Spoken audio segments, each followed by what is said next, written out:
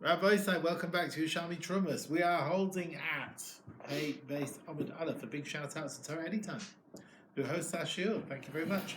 If you're watching through that channel or through the YouTube channel or the podcast or Kol Haloshon, please get in touch and tell us. YCD@gmail.com. Yerushalmi with an I at the end. Okay. Rav Huna b'Shem Rav Yirmiyah. So we're continuing the view of Rav Meir about Truma, which is the suffix. It might be Tameh, it might not.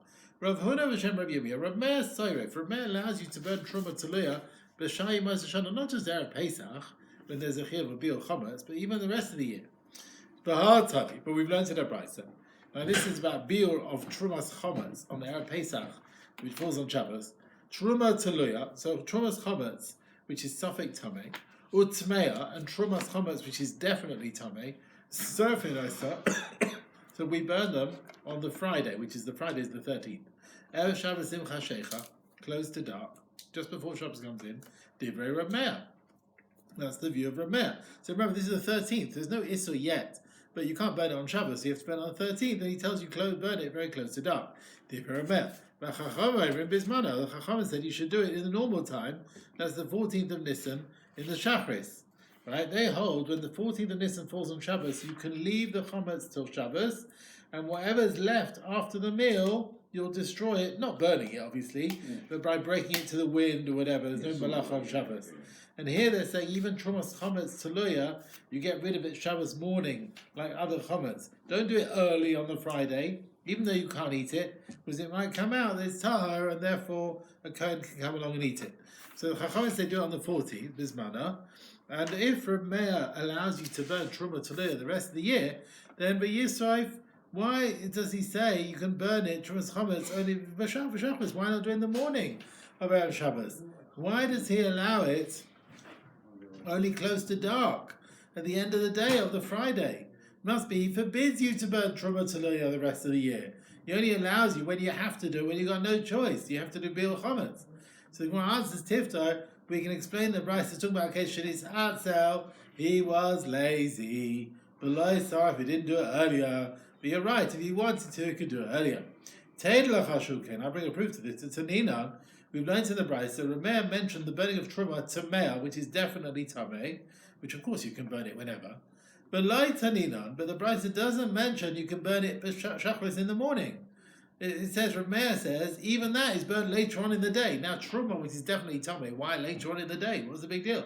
But surely isn't it clear that Tumah B'Shnisat said it must be talking about someone who was lazy, but sorry if he didn't do it earlier on, and now it's getting late. He's the last minute to do it. So it's just like Truma Tameh. We're talking about this situation. So Truma Teluya is talking about this situation. Minadin, you can burn the Truma Tameh earlier on as well, in the morning, the day before. If you know it's Tameh, burn it. And similarly, you can burn the Truma Teluya earlier on. As soon as you find out it's a suffix, which way you can burn it. Rav Mori said, Achoid, Rabbi Yossi, brother Rabbi Yossi, Tifta, we could explain the Brisa, Shanoid Avla, Tumah, where the Tumah, the definite situation of Tumah comes about, with this Trumas Chometz, and any suffix Tumah of Teluya, but Shot maybe it only happened later on in the day. You didn't burn it in the morning, there's no problem with it in the morning. But you can't learn anything from the Brisa about the view of Rav Meir. You can't learn, Rav Meir forbids you to burn Truma Teluya. Could be he allows you to burn it, like Rav Huna and Rav Yirmiyah. When the Brisa says you burn it in Truma Teluya later on in the day, it's talking about where the Tumah only came about later on in the day. Now, until now, the Gemara discussed if the second case of our Mishnah, where Rabbi Yeshua, remember the second case in our Mishnah? Rabbi Yeshua allows you to defile the wine to stop it coming into your chulin, right? Remember that? Now we said, is that the view only of Rav Meir? And Rabbi Yossi, however, held Rabbi Yeshua didn't allow it? Or maybe Rabbi Yossi agrees to this din. So we're going to ask if there's another Tana. Rav Yechon, Rabbi Yeshua in the last part of our Mishnah, and Rav Shimon. We're going to quote Rav Shimon now from Bechoros. Shneim Amru Davar Echad. They both said the same thing. Now, Rav Shimon, let me tell you what it says in Bechoros. Rav Shimon says over there, if you have a Bechor, firstborn kosher animal, which is going to be a korban, right?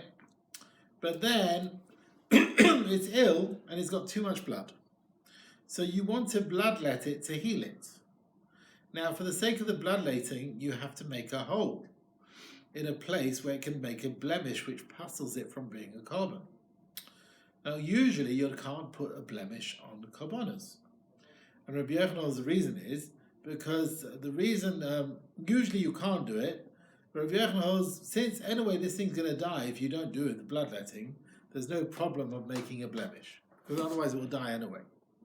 And this is like the view of Rabbi Yeshua in the din of the chavis. The wine's coming down, the wine's anyway going to get ruined, so there's no chiyuv of guarding it, and you can defile it with your hands.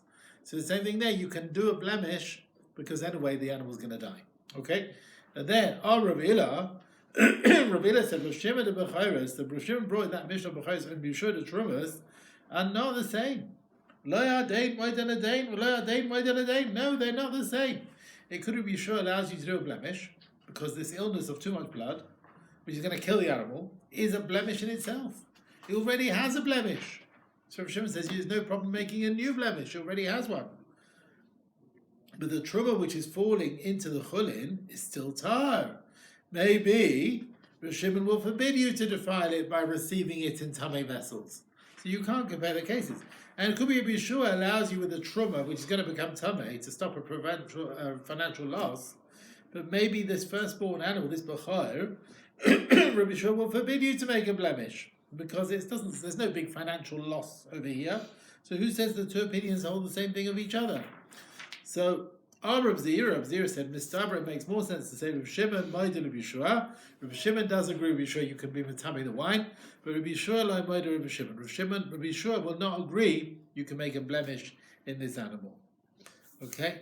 So he wants to say.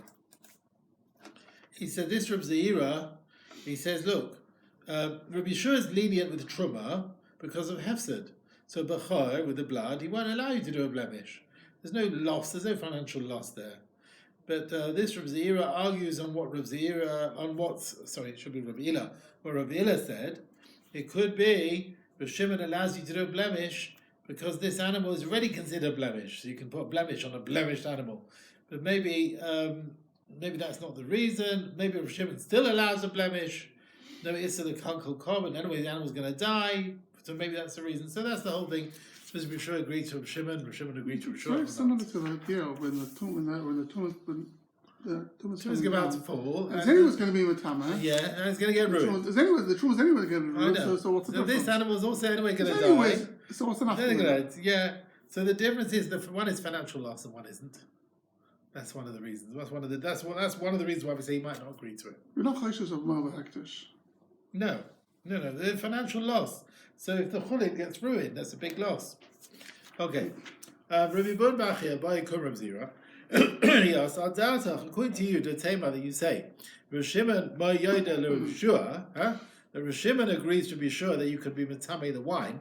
But Tanina, we've learned in Psachim, Moed Rav Lezer Rav Yeshua, they agree. Shesarfin zu le'atzma. Remember the trumas chametz, which is tahar, you have to burn it. But bezu le'atzma, burn them separately. Don't burn them together, not to defile the truma, which is tahar. You have to burn it. It's nearly Pesach, and it's chametz, but burn them separately. And Rabbi Yochanan said the Mishnah is the view of Rav Shimon, how he understood the argument of Rav Lezer and Rav Yeshua. So you see, Rav Shimon forbids you to burn trumas chametz, tahar, together with tamei on Erev Pesach. According to what you're saying now in Rav Shimon in Bechayros, he should allow you to burn truma tahara with truma tamei on Erev Pesach. And now you're telling me if Shimon allows you to make a blemish on this animal, the bloodletting, is anyway going to get ruined. And even if there's no financial loss, right? So definitely should allow you to burn truma tahara, which is anyway going to get ruined, to stop the chulin, or the wine shouldn't be ruined. So we should allow you to burn truma tahara with tamei on Erev Pesach. The truma tahara is anyway going to get ruined. It's Pesach coming, right? So therefore, we should definitely allow you, even though there's no chulin, no financial loss. Ramalei said, Taman, with Trumas Chametz and Erev Pesach, you're right, it's going to be burnt in the end. But meanwhile, Tahirahi, at the moment, it's still Tahar, Devar Torah, according to the Torah view. Right, Chametz in the 6th hour is still Tahar, is not Chametz yet, it's only rabbinically forbidden. Right, the Torah prohibition starts later. Therefore, at that time, it's Truma Ba'ainahi. The Truma is still here. It's still here completely in its complete existence. Nothing's happened to it that we should consider it, oh, it's already lost. It's not lost. It's not destroyed. It's still fine. Minat Torah, you can still eat it. And it's no obligation of bil. But you, the Chachamim, you came along and said, oh, you have to burn everything in the 6th hour, right? You, Chachamim, said, oh, you have to burn it. Yeah, we have to listen to you. And the truma is going to be destroyed anyway. But it's not a case that there's already a problem here. Therefore, Shimon says, do not defile. I repeat, do not defile Trumas Chometz Tahar in the 6th hour. As opposed to the Bechor animal, it's going to die because of his illness. And the wine that's spilt is going to get ruined, falling into the chulin. So there, something's already happened. It's considered already lost. You understand? The motion is already in motion that's considered lost. Therefore, if Shimon allows you to put a blemish on the animal and to defile the wine of the truma which is falling. Nevertheless, it's all very well. It's only a rabbinical problem stopping me, and I have to burn it only rabbinical. Minat Torah, it's fine. But we still have a question. Because lo nisela behesach hadas is minat Torah. Surely is it not possible?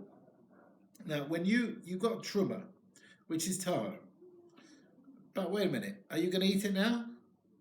It's the 6th hour. You can't eat it now. With Rabbanon, you can't eat it now.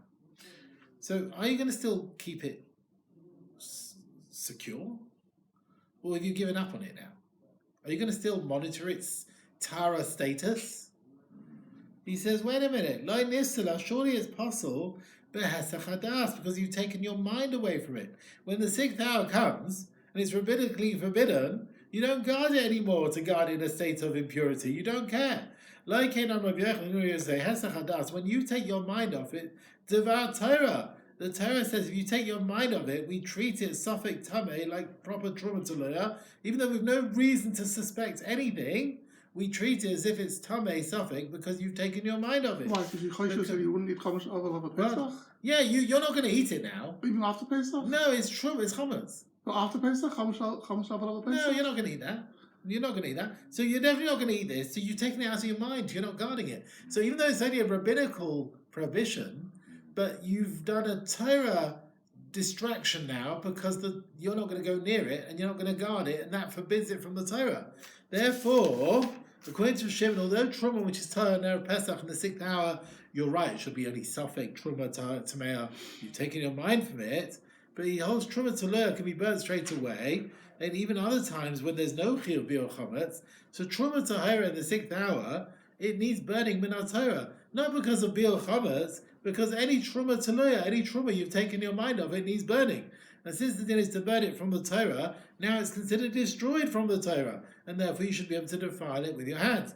Chavish Shneah, just like the second case of our Mishnah Meir, according to Meir in the name of Yeshua, Torah, it will be permitted from the Torah to defile the truma which is falling. It's going to be destroyed because now it's considered destroyed. And just like you can put a blemish on an animal of achizas dam where it's got too much blood, Krush Shimon, like Rosh Shimon, its Torah should be a Torah din because it's ill and it's going to kill it anyway if you don't do a refuah. And this is its destruction from the Torah. So just like Rishon allows you to defile the wine which is pouring in, and Rishon allows you to put a blemish on the animal, because Minat Torah is considered this thing is already here, this destruction is already here. So Rishon should allow you to be metame with your hands, Trumas Chometz Tar on Erev Pesach in the 6th hour, by burning it together with Tameh, because even Truma Tahira in the 6th hour needs burning because you've taken your mind off it. And yet Rosh Shimon forbids you to burn Truma Tahira together with Tameh in the 6th hour. And that goes against what you said. So Amalei, so he answered back to Rabbi Bachia, he said, Trumas Chometz is not possible with Hesach Hadas. Shuhu Mishamra, you will still guard it, even in the 6th hour. But you're going to burn it. Why would I guard it in the 6th hour? He says, you know why you'll guard it? You don't need to touch other foods which are not chametz. You don't need to defile other foods which are not chametz, right? So you're still watching it. So Trumas Chametz Tar doesn't need burning Minat Torah in the 6th hour, only Min Rabbanon. And that's why it's not considered its time of destruction, and therefore Rosh Shimon does not yet allow you to burn it together with Trumas Chametz, which is Tameh. He asked the son of Rav Chia Gadol, he says, he said, wait a minute, I don't understand. What are you going to tell me? Imagine this Trumas Chametz Tahira is the Sunnah Gabe Gechalim. It's ready on the coals to burn it. Are you going to tell me I can't put next to it Trumas Chometz Tamea, so it shouldn't defile it. And it's already on the coals, right? I mean, in this situation, you definitely take your mind away. You're not guarding it anymore. And therefore, it's possible in our Torah because of Hesach Hadas. And based on what you've said in Rav Shimon, it should be permitted to burn it with Tamei stuff, because it needs burning min Torah, because you've taken your mind away. And now is its time of destruction. So why does he say you still have to burn them separately? So he answers, he said, after you put the truma on the coals to burn it, you're right. At that moment, you can put truma tamei there as well. You've taken your mind away, and then you can. Rav Shimon never forbade it only to put truma tahora and tamei on the coals in one go. So he never forbade it in one go. 1 second. He only forbade it when you haven't taken your mind away from guarding it. Right? That's what he's saying here. He says here in the Lashon, in the wording, the explanation, Rav Shimon didn't forbid only to leave the truma tahora and tamei on the coals in one go, when you've not yet taken your mind away. Oh, in one go. All right, very good. Now we talk about. We discussed Rav Shimon. He allows you to put a blemish on this animal, which is going to die, and you want to heal it. And Rav Shimon, now whether Rav Shimon agrees to be sure, allows you to defile the wine of truma which is pouring. Now, Amar Rabbanan Rav Shammai, Atan Amrin, you say, Yodei Rav Shimon, Rav Yeshua. Rav Shimon would agree to be sure you can defile the truma wine which is falling. And Rabban Bachia asked, if Rav Shimon agrees you can defile it with your hands, which is going to be destroyed, this truma, why does he forbid you to burn on Erev Pesach truma tahora with tamei? And he wants to prove that Rav Shimon argues with Rav Yeshua and forbids you to be metamei, be a dying truma which is going to be destroyed. Now, why are they discussing Rav Shimon? He says, Afid Rabbi Yeshua, in Rabbi Yeshua himself there's a problem about wine which is spilled. Lest he, how does that fit in with what Rabbi Yeshua said with burning Trumas Chometz on Erev Pesach? Because he allows you to defile the Truma wine, and in Pesachim he forbids you to burn Trumas Chometz tar together with Tamei. He says, Moed Rabbi Lezer Rabbi Yeshua, they agree, you have to burn them separately. Right? So then, Rabban Bachia, why did he ask, according to Zira, there's a stira even in Rav Shimon? Why did he ask that? You have a contradiction even in Rabbi Yeshua as well. So he allows you to defile the truma falling down, and yet he says you have to burn the two things separately on Erev Pesach. So he answers Tanaim Inun. There are two different Tanaim here. There are two versions of Rabbi Yeshua. Tamam, in Trumas, like his Mishnah, is Rameya B'Shem Rabbi Yeshua, is Rameya's version of Rabbi Yeshua, whereas Bram Hacha, in the Mishnah Pesachim, is Rav Shimon's version of Rabbi Yeshua. Right, according to him, Rabbi Yeshua forbids you to burn Trumas Chometz tahora on Erev Pesach together with Tamei. He also forbids you to be metamei the wine of Truma, which is going to be ruined. After Rav Zeira said Rav Shimon, who allows the animal blemishes in order to heal it, he holds like Rav Shimon, you can be metamei with your hands, the Truma is going to be destroyed. Then Rabbi Buddha asked if that's the case, there's a contradiction in Rav Shimon, because he didn't allow to burn the two Trumas together, etc. So that's what he wants to say. There's two Tanaim's versions of Rabbi Yeshua. Okay, back to a new piece now. So we said if you got a suffix on something, Rabbi Gamliel said don't change anything. So we said Rabbi Lezer says you have to guard it, and therefore it was in a bad place, you put it in a safety place. Rabbi Yeshua said the opposite. You can leave it in an unguarded place. Rabbi Gamliel said leave it as it is. So we have three opinions in our Mishnah. And we have three opinions in Bechoros with this animal as well, with the bloodletting. So Taman Tanina, we've learned the animal that's got all this blood, Afilu Mace, even though it's going to die if you don't do it, you can't do any bloodletting because you'll make a blemish. Divrei Rabbi Yehuda, that's Rabbi Yehuda's view. They said you can do bloodletting, and even though provided you mustn't do a blemish. If you did a blemish, don't start slaughtering this bechor relying on this blemish. So don't rely on that blemish to slaughter it. But Shimon, he said yakiz, you can do the bloodletting, even if you do a blemish there. So there's three opinions. So we're going to say now, Rav Laza asked to Rabbi Yehuda come Gamliel. The view of Rabbi Yehuda is like Rabbi Gamliel.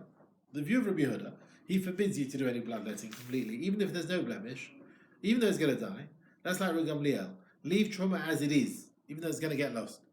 But Rabbana, the view of the Chachamim, that you mustn't say the bracha through bloodletting where you're making a blemish. but you're allowed in a place where you don't make a blemish, that is Rabbi Lezer. That's like Rabbi Lezer, who forbids you to cause definite truma to suffix truma. He said leave it in a guarded place. You shouldn't get definite tumah. But Rav Shimon, and the view of Rav Shimon, who allows you to do bloodletting even if you are making a blemish, that is could be Yeshua, like Rav Yeshua, who allows you to take the truma from a guarded place to an unguarded place, to cause definite tumah to come about. Now the Mishnah Bechoros, which we brought, Rav Shimon allows you bloodletting even though you'll make a blemish. But he agrees to the Chachamim that you shouldn't slaughter it based on that blemish, right? Don't slaughter it. He says here, you can do the bloodletting, even though you do a blemish. He never said slaughter it relying on that blemish. It's not enough to just go ahead and slaughter it and forget it being a korban. No. He's arguing the Chachamim. He allows you to do the bloodletting, and even though it makes a blemish, but you can't slaughter it relying on that blemish. Okay? But Tani, we've learned, so we brought a brisa which brings the view of Rav Shimon slightly differently. We Tani learn from Rav Shimon. The yak is you can do the bloodletting, even though you intend to do a blemish to allow the shechita. And what's the machlokes brisa in the Mishnah? This, what we said the name of Shimon in this brisa, is like something else in the name of Yeshua. I brought him Psachim and into Sefta, which Rav Shimon said the name of Yeshua. That this fits in that you are allowed to defile truma tluya with your hands, just like Rav Shimon holds over there. Yeshua allows you to defile with your hands truma tluya if it's not fitting for its purpose, and it's going to be destroyed anyway. So also, Rav Shimon allows you to make a mum on this animal which is going to die, even though your intention is to allow it for shechita. You hear that? So that fits in like this opinion that just like you can be metame truma taloya, you can make this blemish in order to shecht it if this animal's going to die anyway. Okay. All right. Right. Very good. Now we have learned, according to Yehuda, an animal with bloodletting, you cannot do bloodletting to heal it, whether it's a blemish and allow it for shechita, or if you'll heal it without doing a blemish, so it should be fitting for a korban. So where's the source for this? The reason, the source from the pasuk of Rabbi Yehuda, who forbids you to bloodlet, even if you're not doing a blemish, if it says with the bechor which has got a balmum, rak es dabai loitechel, do not eat its blood. Ala aretz tishbechenu kamayim, spill it like water. Loitati lecha, I'd only allowed you to bloodlet as damai, the blood of the bechor, to eat it when the blood is there and you can't eat it without it. And then only ela l'shovchon. All you have to do is take the blood of the bechor like water and spill it. The blood should go like the pouring of water. If there's no takana for bechor to allow you to shecht and to eat the flesh through this bloodletting without doing a blemish, and not like chulin through the bloodletting in order to make a blemish. Let's see this again. He says the source from the pasuk, which doesn't want you, right, so he doesn't allow you to do bloodletting, right, even if there's no blemish. It says, so I didn't allow you to do bloodletting, to eat. No, you just have to pour the blood away. That's it. There's no takana here to allow you to eat this meat. He asked, the brother of Raisi, now, kodshim, which have a blemish, and they are apostle for the Mizbeach, and then they are redeemed. Because it says there, a similar phrase, Rak hadam loitechel, who don't have the blood, ala ayis tishbechenu kamayim, and on the ground it's spilled like water. Right? This is with the kodshim which has been redeemed, right?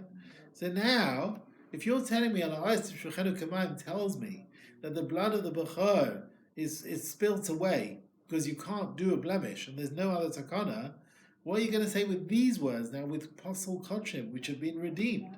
Now here, the bloodletting is permitted. They are chulin, right? Posel kodshim, which has been redeemed, is chulin. And there's no issur to make a blemish. It must be this phrase with Psulim Mikdoshin is not telling you there's no solution with bloodletting. It's permitted to do bloodletting. It must be telling me something else. If that's the case with bechor, we shouldn't say, oh, it's telling you there's no takana. No, maybe it's for some other reason, this drasha, because it makes no sense. With chulin, it can't tell me you can't do bloodletting on chulin. It can't tell me that. He says when it says on Ayis Tishprechenu Kamayim, is lahachsha tamat. It's telling you a din of hachsha, that food becomes susceptible to receive tumah. Ma mayim machshirin, just like water can make things susceptible. Al dam, so also blood of kodshim, machshir can make things susceptible to receive tumah. Right? And if had this been written with a b'chor where there's blood, it's coming to tell me there's no takana through bloodletting. 1 second. Yeah. That's what it's telling you. Okay, there's a totally different din about hafshara, whether it's susceptible to receive tumah. Right? Okay.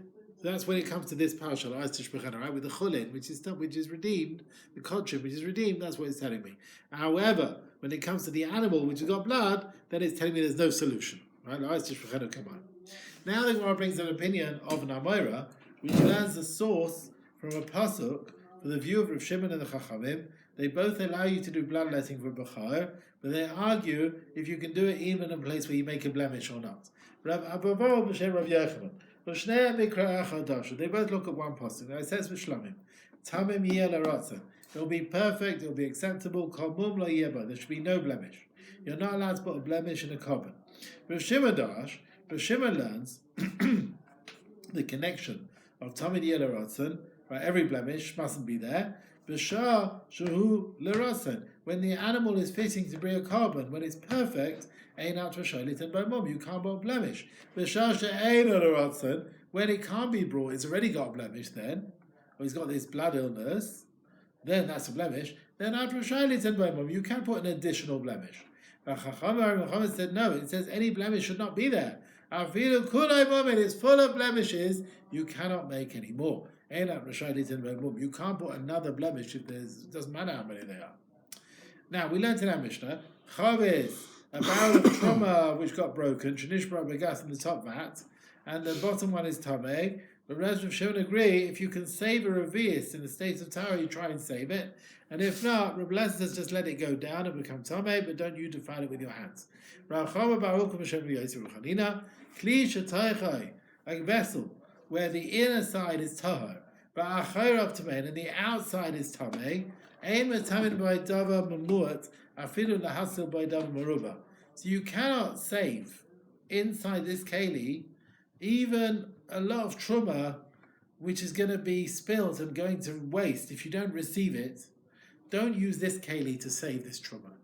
You hear that? What is it? The inside is tahar, but the outside is tameh. Don't use that keli to pick up your spilt truma. Why? Because you might be metame, some of the truma will touch the outside of it. And even though you're saving a big amount of truma from being ruined, and there's only a chashash it will touch the outside, it's still forbidden. So you say you can't even tell by your time? Yeah, I mean, although it's not your intention here, you want to catch up the truma for the sake of using it from the inside, which is tar. But you might touch the side, that's the problem. We've learned, Reb Lezer says, you should leave truma, tear it, let it go down into the bottom vat, but to tameh, and don't you defile it in your hands. It sounds like you can't do an action which will definitely defile the truma, receiving it in a vessel which is tameh. But it sounds like you can catch it in a way where it might happen that it becomes tameh. That's not with your hands. Tifta, we can explain the case. B'shnei kelim, a case where you have two vessels you can use to pick up the spilt truma. One, the inside's fine, the outside is tameh. One, the inside's fine, then the outside is also fine. So you got a choice. You can use a completely tar vessel, or one where the outside is tameh. Then it's best to use the one which is completely tar. Okay, right. Me'adim asnisa. Now, that which we learnt, what's mashma in the Mishnah?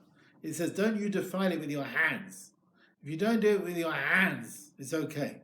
If there's one vessel which is tameh, basically the outside is tameh, the inside is tar, you've got no other way to use elsewhere. I know. Since there's no opportunity to save only with a vessel where the outside is tameh, then you're allowed to save it. It's not definite that it will touch the outside. So if you only have one, then you can use it. Now another answer to the question of Rabbi Yossi in our Mishnah. Tifta, we can explain the dinner of Yosef Chanina, but boy, it's in a vat. The bottom vat is tahar. There's chulin which is tahar. You want to stop the truma falling into the chulin. You don't want it to be chulin meduma, which is tahar. You have to treat it as truma. If truma falls into chulin, which is tahar, you have to treat it as truma, right? In this situation, the truma is not going to become tameh. So why should you receive it in a vessel where the outside is tameh? Don't receive it in a vessel where the outside is tameh. Let it fall in. It's going to stay tahar, because the truma is not going to come to any loss. Therefore, there's no heter to do an action to cause tumah to some of it, because it might touch the outside. So don't use a tahar vessel if it's tameh on the outside, but if it goes in, it will stay tahar as well, because the chulin is all tahar. Ma'adas nisa, that which is mashma in the Mishnah, it says, don't you define it with your hand. If you don't be able to tameh the truma with your hand, it's permitted. That's talking about a case baboy, where the bottom vat is tameh. There's chulin which is tameh, and the truma's falling in, is going to get ruined, as we've understood all along. And on this, Rabbi Leser says, don't you define it with your hand, which is medoyak. You're allowed to receive it in a vessel which is inside tahar, outside tameh. You can receive it in that sort of vessel, because you're not doing a ma'aser. If you don't do an action to save this truma, where's it going to go? Straight into the chulin at the bottom. So it's better to receive it in a vessel where the outside is tameh, even though some of it might become tameh by touching the outside. It's better to go into that, bring it to a suffix that some of it might become tameh, rather than letting the whole thing fall down and the whole thing will become tameh.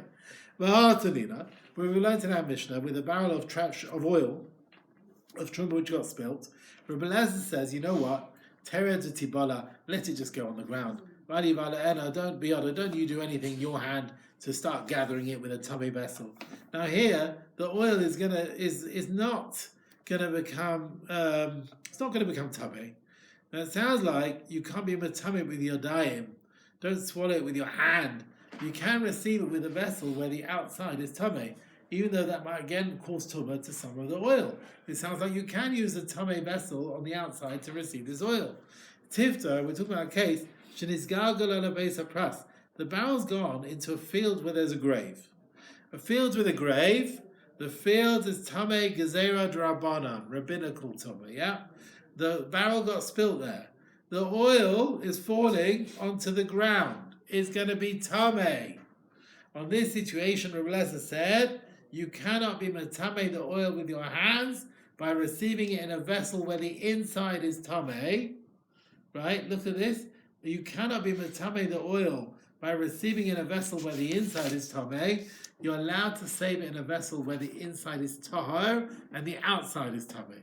Even though some tumah might cause to some of the oil on the outside, because without you receiving it, the whole thing is going to be tameh, right? The ground is all tameh here. It's the Eretz Ha'amim, wherever it is, it's a field with a grave. So if you don't stop that oil, it's going to be all forbidden. Okay. Right, how are we doing? It's a long sugya, Rabbi. It's a long sugya. Right. Now, after the Mishnah brought the words of Rabbi Lezer, cases of barrel of truma, which was uncovered, a barrel of truma and the oil of truma, which was spilt, the Mishnah finished off on this and on this. Rabbi Yeshua said, this is not the truma that I have to be careful for. The lashon on this and this and this, it sounds like there's two cases. Rabbi Yeshua holds there's no chiyuv guarding on the truma, and you're allowed to be matameh with your hands. So which two cases is he talking about? According to the Bnei Yeshiva, they said the first case, where Rabbi Yeshua allows you to cause truma to loya, but not with your hands, that's according to Rabbi Yossi in the view of Rabbi Yeshua. And the second case, where Rabbi Yeshua allows you to define it with your hands, or the oil of truma which is falling, that's according to Rabbi Meir's view of Rabbi Yeshua. So we can explain, if there's two different opinions, the two cases, then we can say on this and on this, which Rabbi Yeshua said, is talking about chavis v'shoda. The first case of chavis, that's the truma taloya, the chavis shashniya. And the second case of chavis, that's the case of a barrel of wine or oil which got spilt. Where according to Rabbi Meir, Rabbi Yeshua holds whether it's truma taloya or truma which has been spilt, it's going to be tameh anyway, it's going to be absorbed in the ground anyway, then you don't have to worry about defining it, and you are permitted in all cases to be Matame, even be your dying, right, even with your hands. So he's saying, when it says this and this, according to the Chaverim, it's like the first case is one version of Yeshua, and the second case is Reb Meir's version of Rabbi Yeshua. Okay? Al-Da'ated Rabbi Yossi, according to the view of Rabbi Yossi Bar Zabida, who he said, and Reb Meir and Rabbi Yossi agree that according to Yeshua you can't defile it with your hands. And you can be with Tameh, the truma which is spilt where there's a big loss. Then you have to say the wording on this and on this, which Yeshua says is cases of Chavis Shal Yain. So it's basically the second case, but we split the second case into two. A barrel of wine of truma which got spilt, and Chavis Shal Shemen, a barrel of oil of truma which got spilt. In these situations, Rabbi Yeshua will hold there's no chiv shmir on the truma. You can be defiling it with your hands, whereas truma teluya, which is the first case, you cannot be metameh with your hands. Okay, so according to his view, on this is the second Mishnah, the second bava, the second case, but we split it into two: one with a barrel of wine, a barrel of oil. Now, if Goyim ask for a group of women to be given over to them, and if they don't get them, they will defile the lot. They ask for one. If they don't get them, they'll defile the lot. Then we defile the lot. We won't give one over. Loim Sabra is not logical. The din is im paisa kvar tameh. Maybe if one of the women was already tameh, already been with someone be'isur, if one of them was already tameh, then it makes sense to give her over to the guy to save the other women from becoming forbidden. And similarly, Loim Sabra is not logical to say that im paisa shivcha, if one was a shivcha kananis. In this situation, you're allowed to give over to the Nachrim, the Shifra Kananis, to save the rest from becoming Tameh. Now, the Gemara brings a din which is similar to our Mishnah. Tani, we've learned. Siyos, groups of people, B'nai Adam, Shei Ma'achim B'dach, they're going in the way. But Pogol and Goyim, the guy meet them, they said, Tnu Lan Achim B'kem Aragay, so we want to give us one, we will kill him. B'im Lam, and if not, Tariyan Aragay, we'll kill the lot. Afilu Kula Neragay, if they're all killed, Loim Sur Nevesh Achli, so they should not give one over. But if the Goyim Yichadu Lahen Echad, if they singled out one of them, Kagai, like the story of Sheva ben Bichri, Sheva ben Bichri he rebelled rather against David HaMelech. David sent Yoav and his men to run after him and to kill him. He ran into a city, Avel, to find a place of refuge. The men of Yoav besieged the city. Yoav asked the people to give over Sheva ben Bichri, and if not, he will kill the lot of them. So in that case, Yimsu writes that they should give him over, Malihaga, they should not be killed. And this happens to give someone for killing when the guy Miyached, they want to kill that person, providing he should be worthy of the death of the killing. They should be killed. He was rebelling against David HaMelech, right? It means a case like that, where there's a reason to kill the guy. Rabbi Yerushalmi says, no, even if he doesn't deserve killing. No, even that, they've singled him out and give him over. The government wanted him for justice and judged him to be killed. He ran away. Levi ran to Rav Shua Levi. The men of the army made a siege around the town. And they said to the people in the city, if you don't give us will destroy the city. Rav Shua Levi went, and he appeased him to agree to this person to be given over to the Malchus, so they shouldn't kill the whole city. And then he gave him over to the soldiers. Would frequently appear to Rav Shua Levi, and he didn't come anymore after this story. He never went to him again. But some Rav Shua Levi fasted, come and serve him, and he fasted with Galei, and then Eliyahu came to him. Eliyahu says, after you did, I stopped coming to you. He says, so people who hand people over to the guy, I'm going to appear to them. Rav Shua Levi sent to Eliyahu, didn't I follow the dinner to Sefta, which we brought? If they single out someone, then you're allowed to, and if not, they'll kill the whole town. He says, Zu Mishnas Chasidim, although it's mitzvah in Adin, like the Brisa says, but it's not fitting with someone who follows Chasidus like you. Even though it's permitted Adin, you should not have done it. Some say, Eliyahu's tiring, he shouldn't have hurried to give him over, should have waited to the last possible moment, not to give him until the soldiers start coming, literally destroying the town, and to try in every way to be Mevatel Gzeira without giving him over. Okay. Rabbi Isi, Itzid. Rabbi Isi was captured through robbers in Safsufa. A person who dies, you should wrap him up in his own sheet. So leave Rabbi Isi in captivity, and no one else has to go and try and save him. Let Rabbi Yochanan said, let him stay there. Just like you make tachrichin from mace from his own sheet, we don't tear other people's sheets to make tachrichin. So other people shouldn't go into sakana to save him. He should stay on his own in the sakana which he finds himself. Said, before I kill those captors, Rabbi Yossi, or I'll be killed through them if I go and fight. I'm going to give myself over, and I'll go and try and appease them to free him before, with all my might, whatever it is. After the he went and appeased them to free Ravisi. They gave him without anything. He didn't need to fight. Then Rav Shimon said to them, and now let's come to the elder, to the Chacham Al-Chacham, which was Rav Yochanan. He will pray for you for the chesed that you did, that you freed Ravisi. They came to Rav Yochanan.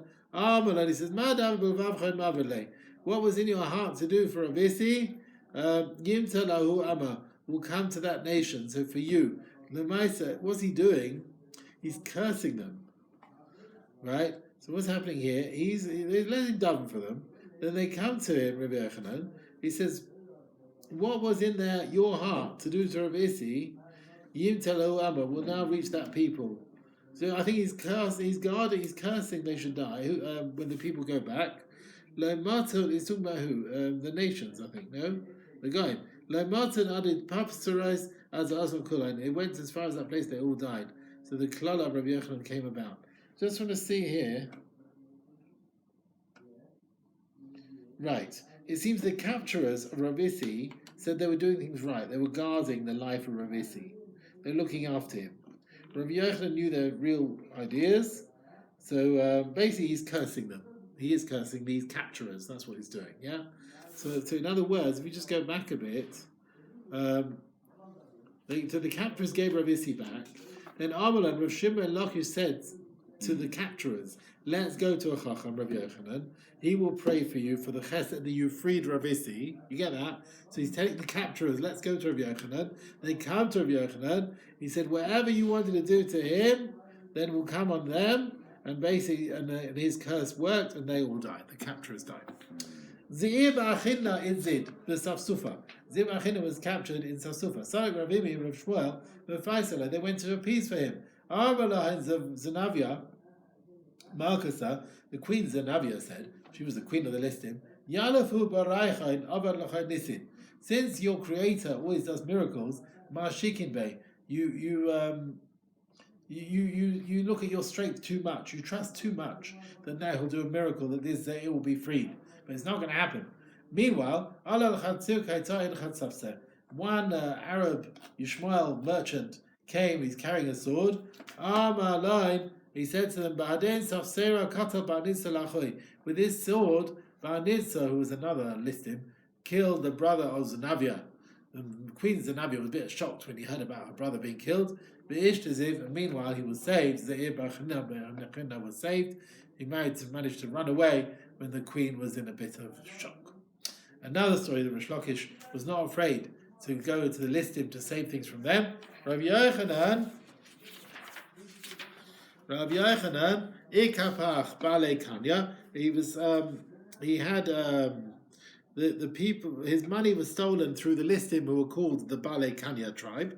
After this happened, Sadik leBeis Vada, he went to the Beis Medrash. Rav Shimon ben Lakish asking him halacha. He didn't answer. Lakish asked him again. He didn't answer. Amali said, what's going on? You're not answering. Why are you so sad? Amali says, all the person's limbs are to do with the heart, which is the source of the chiyas of a person. The heart follows the money, the wallet. And since I'm very sad, he's lost all his money, he doesn't have a clear mind. Amalei says, what happened to your money? Amalei says, they took my money.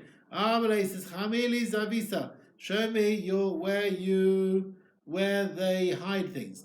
Nafak Machvele, Rabbi Yochanan went out and showed him. Chamisa min Rachik, who's it again? Amale, goes Amale, Rishon says, Chamile Zavisa, yeah, show me the place of the hiding.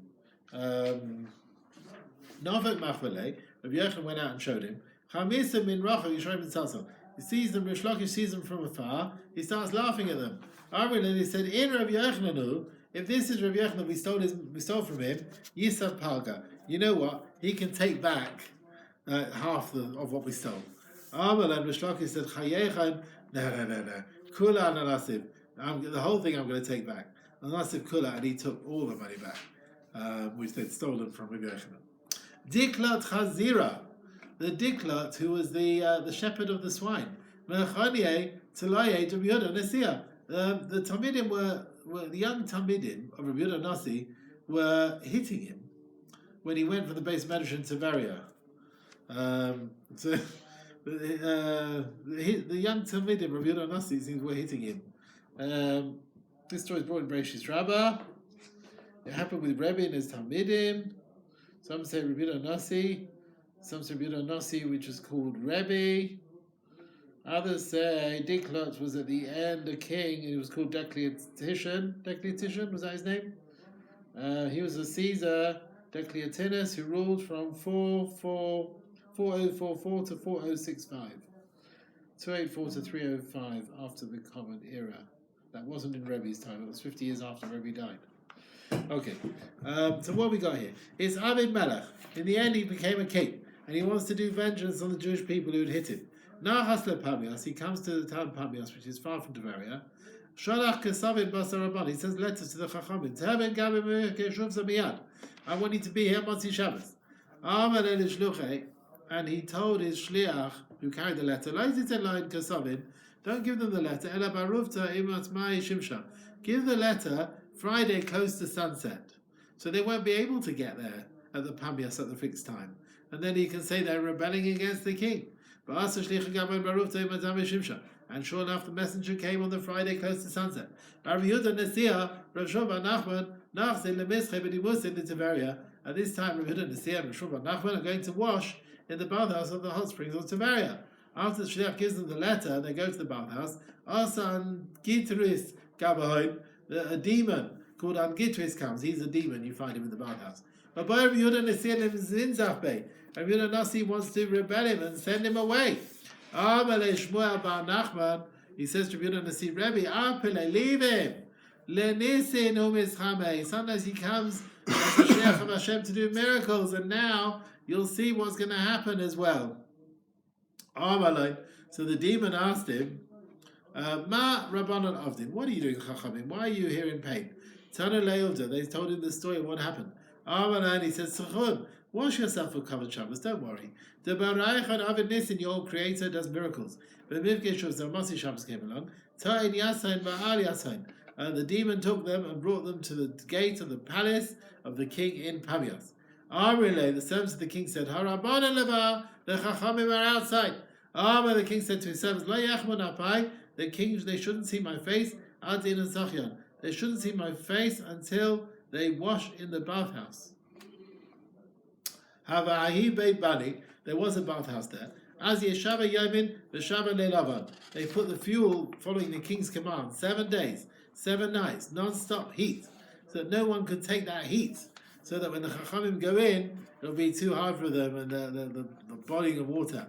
Nofak Ba'asna Karamehan. The demon went and cooled the water down before the Chachamim.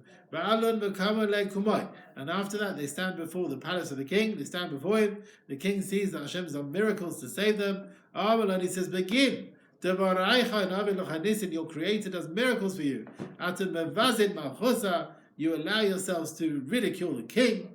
They said, we ridiculed the Diklite who was a swine shepherd. But the emperor, Decletition, we definitely did not ridicule.